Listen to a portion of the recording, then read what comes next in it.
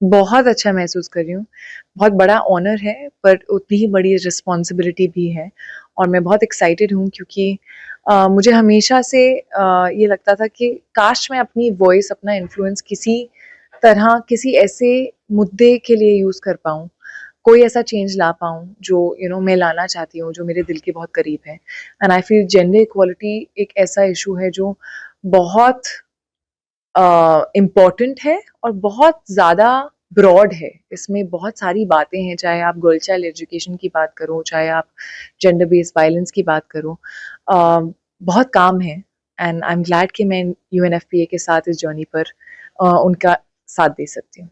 दीदी जी, जब आपको पहले ये रोल ऑफर हुआ था तो आपका पहला रिएक्शन क्या था? It was an absolute yes because it's been a dream for me. I've also wanted to represent my country globally in a meaningful way, and I've also wanted to use my voice for something um, deeper that has more soul, more purpose, and this was just a merger of both. क्या अपने career में आपने कभी gender bias या inequality का सामना किया? I think छोटे छोटे लेवल पे तो हम सभी फेस करते हैं, चाहे वो बहुत बेसिक चीज़ें हों, of not getting the same kind of car that as your male co-actor, और not being respected in terms of आपकी थिंकिंग या आपकी वॉइस उतनी सुनी नहीं जाती है, शायद आपका ओपिनियन। ऑल्सो मुझे कई बार लगता है कि जब एक लड़का बहुत सारे सवाल पूछता है सेट पे, तो उसे कहा जाता है अरे ये देखो कितना इन्वॉल्व है, और जब एक लड़की क्वेश्चन करती है बहुत सारे, तो oh my God she asked too many questions.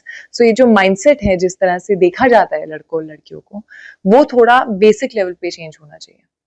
क्या आपने कभी मतलब ये अक्सर इंडस्ट्री में बात होती रहती है पे डिस्पैरिटी के ऊपर, तो उसके ऊपर कुछ कहेंगे आप? मैं बहुत कुछ कह चुकी हूँ एक्चुअली इस पे। अभी तो मतलब आप रीसेंट इंटरव्यूज भी देखोगे, आपको उससे भी मिल जाएगा कोट। नहीं, फिर भी मतलब कि अगर as a actor. See, pay parity is actually a very, it's an issue that one needs to understand why.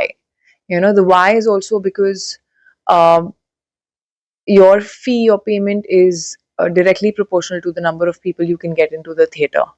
And जो फिल्में बनती हैं वो ज़्यादातर मेल लेड बनती हैं।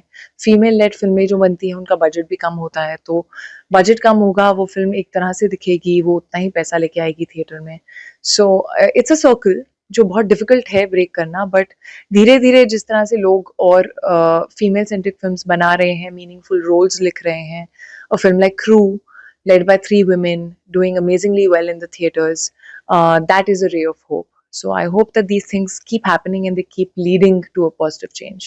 आज के यंग बॉयज और गर्ल्स को आप क्या मैसेज देना चाहेंगे इस मिशन के जरिए? I would just want to say that know your value to every girl and every boy, actually, and stand up for yourself because it's very important. Make sure that you're treated no less than anyone else, because if you actually dream, if you work on yourself, and if you work really hard, you can achieve whatever you want to.